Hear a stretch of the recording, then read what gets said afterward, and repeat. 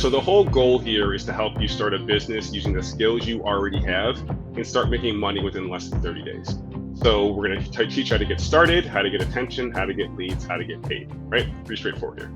So the very first thing is getting started, developing your business idea, which I know can be the most challenging part, right? There's so many options out there, you have so many passions. And I'd also say that there's also a lot of confusing information out there too. I was looking at the entrepreneur website recently, and I realized that these two popular articles, need a business idea? Here are 55, and then 32 proven ways to make money extra fast online, were ranking very high in the top 10. But the thing is, these two have been there for months. The first one, the one that's number four, that's been there since May. And I think, someone had good intentions, but it's actually more confusing when someone's saying, okay, how do I start a business? Well, here's 55 ideas. Dude, just give me like one or two or three. And I think we can make this much more simple by doing this. First of all, stop looking for external ideas, right? Everything you need to start a business is already within you based on your experience at one job or another. Maybe it was volunteering, maybe it was a 9 to 5, whatever it is.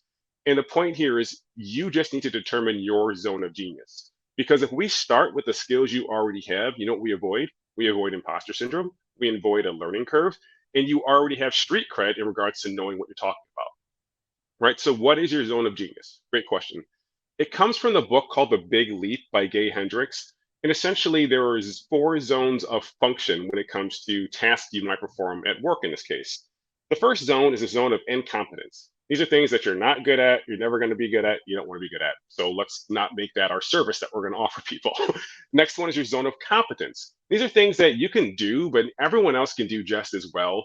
So you would not want to launch a business using this as your service that you're offering. After that, we have your zone of excellence. These are things that you do very, very well. You're recognized as an expert. And maybe this is what you primarily did at a 9 to 5 or currently doing at a 9 to 5. The problem is it might not excite you as much as it used to. And you feel like there's something else you want to do either instead of or in addition to this. And that's your zone of genius. The activities, the tasks that you actually enjoy doing, they give you energy. And you could read 1,000 books on them and never get bored. That's where you want to spend your time, right? So our goal here is to figure out what our zone of genius is and then turn that into a service that we can offer other organizations or businesses based on your past experience. So how do we do this, right? There's an exercise within the course that I'm going to show you at a very high level right now, how you can determine your zone of genius. Call your attention to column E here. You're going to write down every organization you ever worked with. So every job, it could be a nonprofit, volunteer work, whatever it is, you're going to write down every job that you've had. After that, in column F, start writing down the various tasks and activities you did there, right? So maybe it was fundraising, maybe it was social media marketing, maybe it was filing, whatever it is. You're going to write down all those tasks and then assign them to various zones of competence, just like we talked about: genius, excellence, competence, incompetence. So you're more or less doing an inventory of your career. And if you have a resume handy, I would suggest looking at that, as well as maybe old job descriptions to make this part easier. And you'll eventually land on something that looks like this. This is actually loosely based on my life, actually. If you look at the roles, Facebook, Adobe, this is all me. And then things that I'm good at and things that I'm not so good at when I first started entrepreneurship.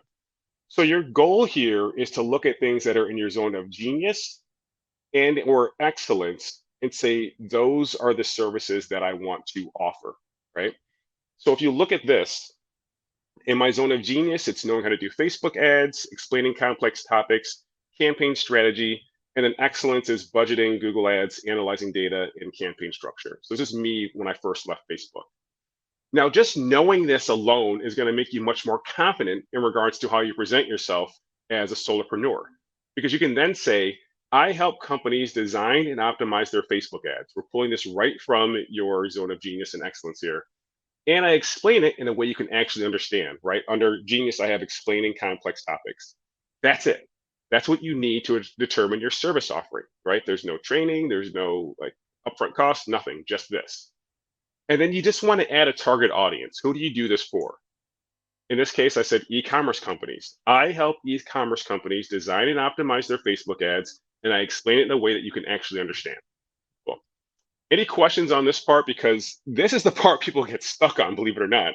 Because like I want to do something, I just don't know what it is. People say find your passion, find your passion. I don't know about that. Maybe find your purpose. And your purpose is to generate revenue. And with that revenue, you can go explore your passions. So you don't have to be passionate about what you do.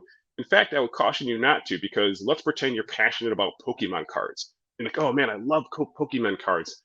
I'm going to start selling them.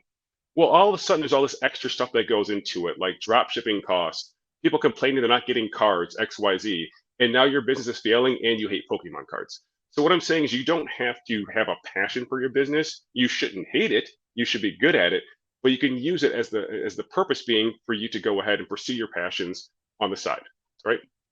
So let's get that established. Next question you might be asking is, okay, cool. Well, how do I actually make money? Great. I know what I'm good at and I know who I can offer it to. What next? How do I, on a very strategic level, generate revenue based on what you're saying? Great question. I've put together this action business ideation model. First of all, cool acronym. Second of all, it goes through exactly how you can make money by offering the skills you already have, right? And there again, there's no upfront cost, there's no need for a website, none of that stuff. I'll get to you later. The first thing is offering audits. So let's pretend you're really good at digital marketing, right? Or let's say email marketing would be even more specific.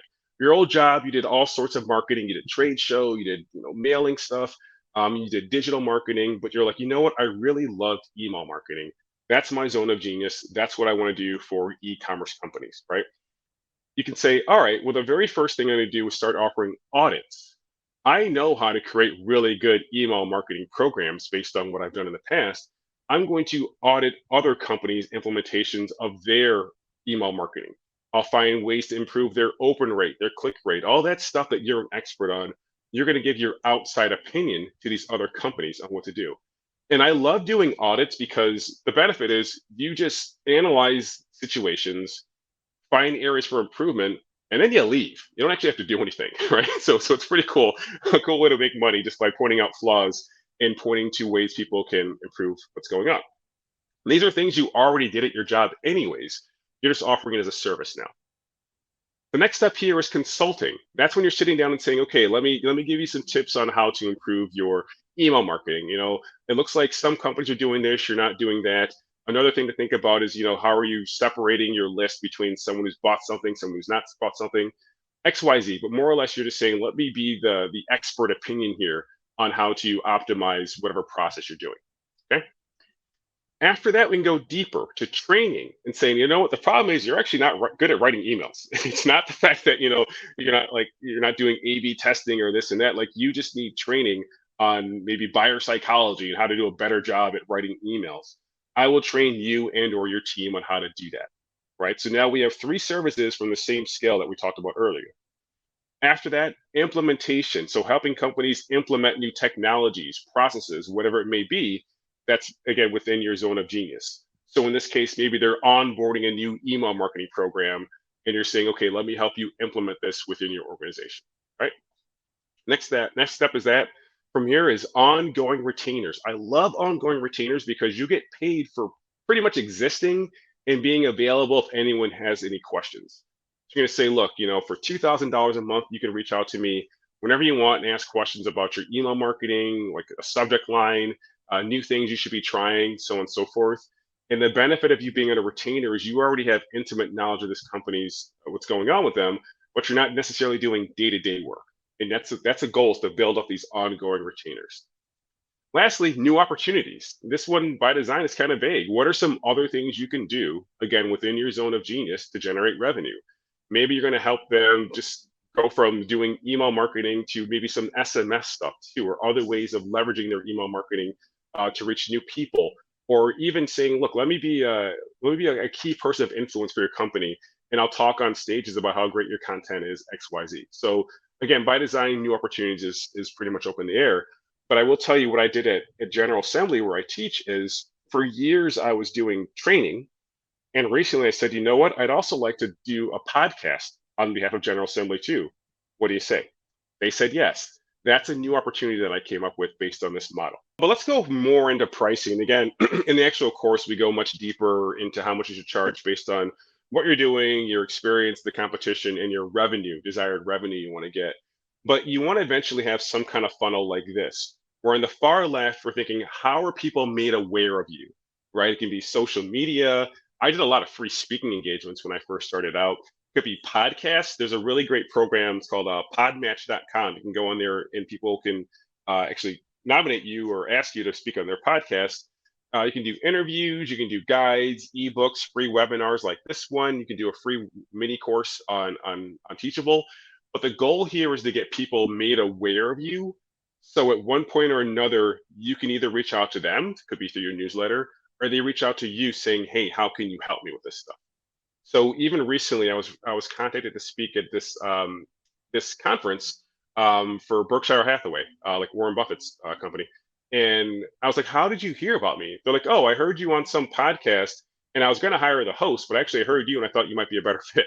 So that's how they discovered me for this Warren Buffett conference, was doing a podcast, right? So you have to figure out how you want people to be made aware of you, and we go through different approaches based on if you're an introvert, extrovert, you like being on camera, XYZ. But it starts there. And then you want to have some kind of lower price offering. That's called a tripwire often in marketing.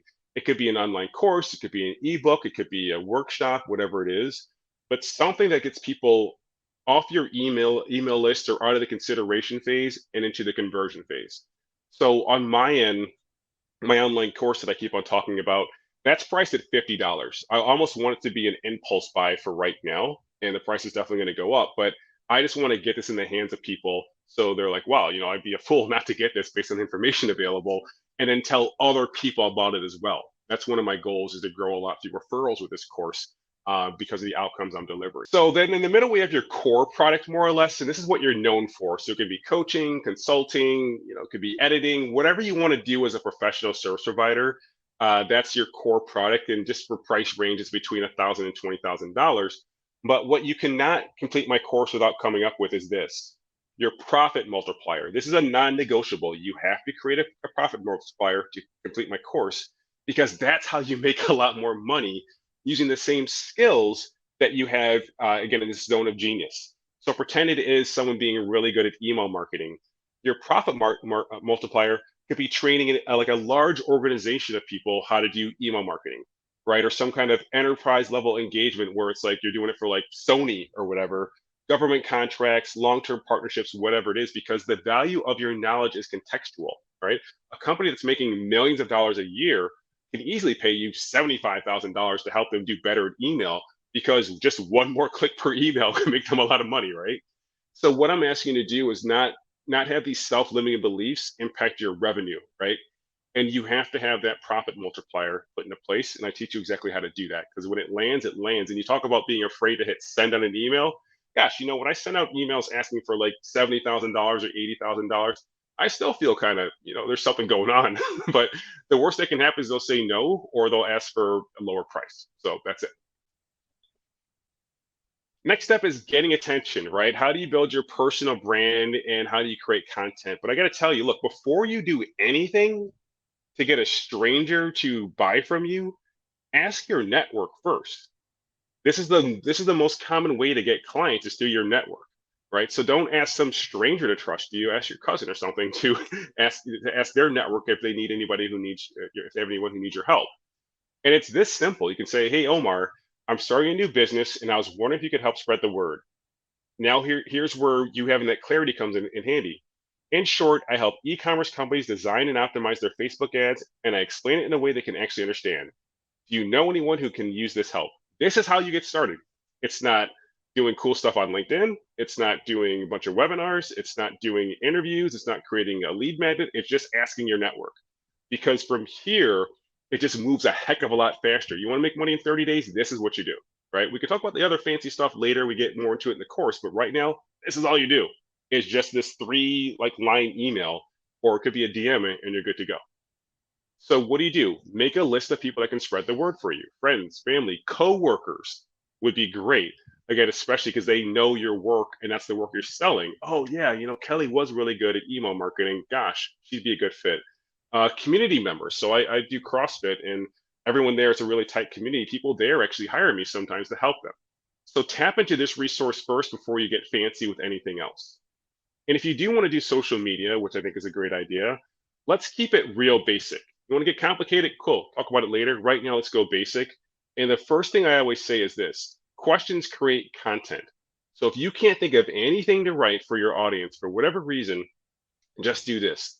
Think of 10 questions your audience has and then answer them. That's it. So for an email marketer, it could be like, what's the best time to send emails? What's the difference between a hard and a soft bounce? Uh, how do I increase my open rate? Whatever it is, you can just create content saying, curious how to open your open rate in emails? Here's the answer. That's it. So again, if you can't think of anything to write, this is the easiest way to provide value to your audience by answering common questions. There you go. But the thing is, you build your personal brand by having a personality. And here's a post I put up last week in regards to my daughter, Bree, being homesick. I said, hey, this is my daughter. She's cute, right? Here's the problem. She had to stay home sick 2 days this week. As a result, my wife and I had to reshuffle our schedules. And as an entrepreneur, fortunately, you can lean into that and find more efficient ways to work and generate revenue while you care for your family. As a 9 to 5 employee, gosh, you're kind of stuck because you have to kind of rearrange your whole schedule and explain why you're not available. If you want help starting your own business, click here to learn more. That's it, right? So you're going to share your worldview, your perspective, your day-to-day life, but that's how you get rewarded for who you are, not just what you do. And if you pay attention, there's stories unfolding around you all the time. Like literally right now, this same daughter, Bree, she's in the other room next to me, homesick again, right? So and she'll be fine. So I'm sure some of you might be concerned, but it's like this is my life. But that's what I teach you. I teach you how to have the efficiency of a 44-year-old guy with 4 kids who never knows when they're going to be home and can still generate revenue because of this flywheel, more or less, that you're developing for your business. So it works out pretty good. Another thing is you want to be bold or contrarian if you feel comfortable. So I had this one post that went out a week ago saying, most LinkedIn gurus will tell you not to put a link to your website in your post because they say you get less reach. And I'm saying, well, here's why you should ignore them. If you look at my data that I'm sharing with you, when I started putting links in my post, my email subscribers skyrocketed. It went pretty well, right? And you see my actual data here as well as some data. So one thing you could do is dispel common myths or challenge common beliefs in a way to stand out. So contrarian content backed with evidence can build your increased trust. Last thing I'd be remiss to not bring up is just also comment. Comment to build community. And by the way, you can do this on Instagram, LinkedIn, whatever you want. I'm just partial to LinkedIn. But when you comment, what I want you to do is make a list of thought leaders that your audience follows. And again, if it's email marketing, it might be some email marketing expert.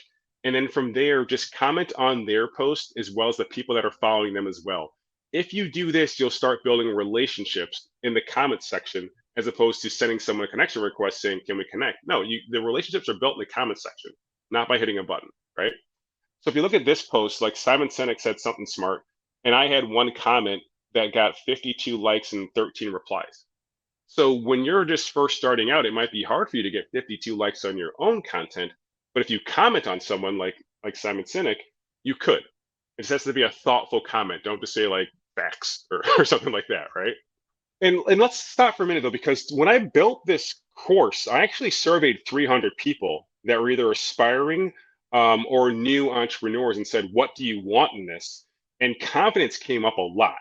So that's why I'm glad we're harping on this. Yes, I am going to give you the confidence to go out there and boldly charge what you should and get clients. And people might think that's like fluff. They're like, oh, just give me the nuts and bolts. The nuts and bolts aren't going to work if you don't have the confidence to go ahead and execute them, right? So I always say it's actions, tools, and mindset. That's what you're getting in the course. That's what you get from me is the actions, tools, and mindset to put it all together.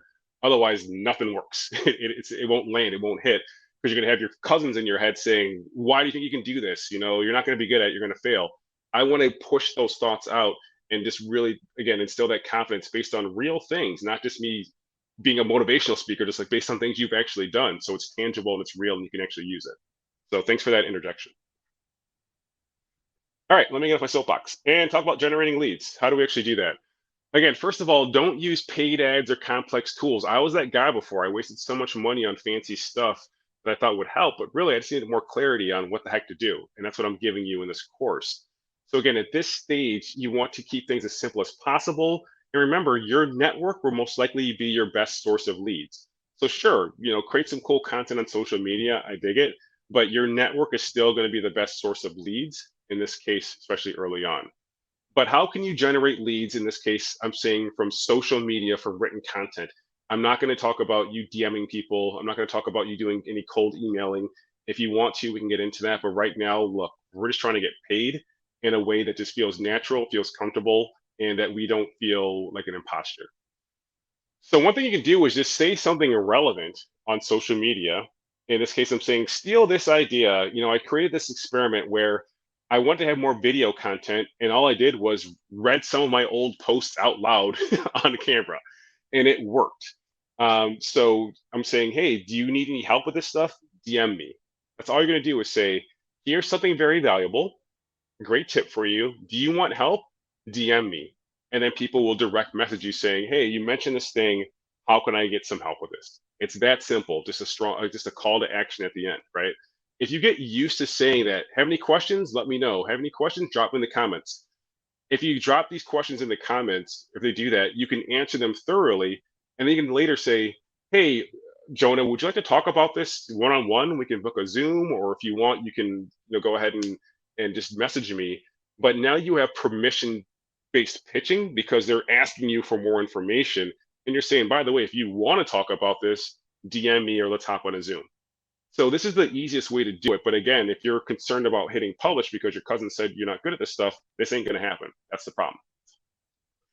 If you want, and if you feel up for it, you can also start a newsletter. And the way that I structure my newsletter is like this. Every week that you get one thought, one tactic, and one time saver to make money, save time, and avoid burnout. So it takes me very little time to write because I'm just thinking, what's one thought? The thought I had before is, what would you do if you weren't afraid to fail? And I was like, what would you do? A tactic I had before was how to get anyone to engage with you on LinkedIn. That was a tactic. And a time saver was finding out who your negative customer persona is. Who do you not want to work with? That goes in the newsletter, takes about an hour to write. And you don't need a big following because I'm going to show you how to grow your email list with your content as well. This is a fun way to crank out a lot of content should you want to. And as a result from that, get some leads. You say, hey, Terry, does it actually work? Yeah, it does. This is my newsletter from last week. And this woman said, hey, this is great. I'm going to try this stuff and let you know how it goes. How do I schedule time to talk with you? We talked yesterday, right? So the email went out on Friday and we did what's called a power hour yesterday, and that costs $700, right? So this email, just this response made me $700, right? You can do the same thing because I'm going to show you how to build your email list. I'm not going to go into a lot of detail now, but you'll get the point. In this case, I was talking about a story. This is actually a funny story. Not funny. It is what it is. My first job that I had in New York City, I just hated it for various reasons. And I told my manager I was quitting. He's like, "Well, how long can you stay?" And I'm like, "I don't know, 2, maybe 3 o'clock." And then I peaced out, um, which is not cool. But I made the point saying, like, hey, you should not do what I did because when you're starting your own business, your current employer could very well be your first customer, your first client. Do you want to help figuring that out? I'm going to tell you exactly how to do that in next week's newsletter. You can sign up here. So you see what I did? I used storytelling that naturally led to someone signing up for my email list. Naturally leads to someone joining or DMing me for more help, whatever it is. So turn these stories into lead gen opportunities, but do so in a creative way that still reflects your personality. And we talk about that in the course too, but I think you're getting the point now. So hopefully that lands. There's another one that I did today, actually. I just told you, saying, be careful what you tolerate. You're teaching people how to treat you. And I said, about 40% of people are considering quitting their jobs in the next 3 to 6 months. If that's you, sign up for my newsletter and I'll teach you how to do it without messing up, pretty much. And this was today that I posted this. And here's a message I got on Instagram. Hey, Terry, saw your post today about job tolerance. I actually just left for the same reason, and I have 3 to 6 months to start off my venture. Can we talk? Right? There you go. So the reason why I'm showing you this is because there's a lot of, I'm using air quotes, gurus who teach theory. This sounds like it might work. I read a blog about this. I'm showing you stuff that works for me. Stuff that worked for me back when I had no clients whatsoever, not even the website, no brand necessarily, and stuff that works now as well so that you can grow with it, right? So everything I'm doing, I've actually done before. I've taught other people how to do it and it works. So I'm keeping it simple because if you have too much information, it's confusing. And I always say clarity is the precursor to confidence. So if you want to confidently go ahead and do this stuff, get super clear, but master the fundamentals first, then we can get fancy with it. All right, so how do we actually get paid? So talk about sales calls and proposals. So like I was saying, I like to prepare by having as much information about my audience as possible. So this is for like a VIP day. If someone wanted to book that, like this is the initial form they would submit. I'd say like, what do you do? Who do you do it for? What is one problem you need help with? And what's your desired outcome from this VIP day? So I look at this to kind of pre-qualify people because if you're just super unclear on what you do and who you do it for, I'm even more confused. So I might be in trouble unless you want to do that zone of genius exercise. What's one problem you need help with, and then what's your desired outcome? That lets me know if I can actually help the person, or if I'm like, you know what, I'm not a good fit for one reason or another. So you want to have this form ready and just host it on your website. That way you can prepare better.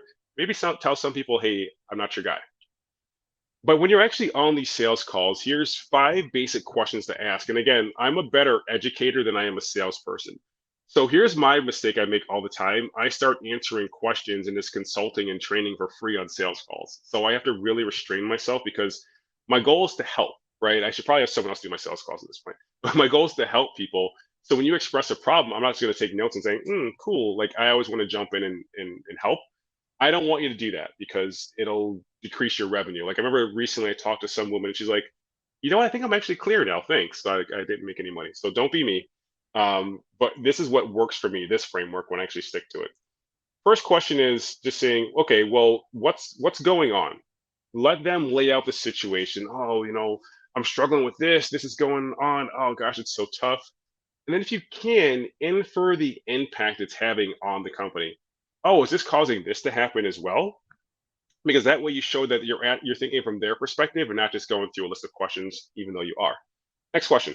What have you already tried to fix this? You want to get an idea of how much time, money, effort has been invested because first of all, you can not repeat the same mistakes if they didn't work the first time. But second of all, you get an idea of how major this is and how much focus is going into it as well. Next one. Well, do you want me to help? You're asking for permission to pitch because too often people just start pitching instead of building up this need and saying, okay, you got all these problems. Do you want help? I'm not going to say no after they said how the building's on fire. They're going to say, yeah, sure. So you explain what you can do, how you help them, whatever process you have, and that's why the audit is so important. You're going to say, I have this 5-step process where I do X, Y, Z. I guess there's more letters needed than that. Either way, and that's how I help people, right? And then once you get through that part, you're going to say, well, how soon do you want to resolve this problem, right? The reason why this is important is because if you get ghosted, you can say, hey, Jonah, when we talked, you said you want to sell this by October. And right now it's mid-September. If we don't get started by now, we're not going to be able to work together, unfortunately, because my team can't work that quick, or I can't work that quick in this case. This is how you prevent yourself from getting ghosted. You say, when do you actually want to start? That way you have an excuse to reach out and say, we have to start now. Last question is, what would stop you from saying yes right now? Simple as that. What would stop you from saying yes right now? And then address those rebuttals if there are any. If not, cool, you're good to go. And then what I do is in the course, I give you templates for proposals as well as tools you can use to just immediately send it out. My favorite tool is Honeybook. But that way, the same day you have this proposal sent out, and you can actually see when they open it, when they pay it, and any reminders that might have to go into that as well. That's it. All right, so you've done all this cool stuff. Then what? What do you do? Well, just deliver on your promises. Because I want you to grow through testimonials and referrals, not marketing and sales, right? So just be clear and honest in your communication. For me, often I'm saying, gosh, my kid's sick. I'm going to be late on this.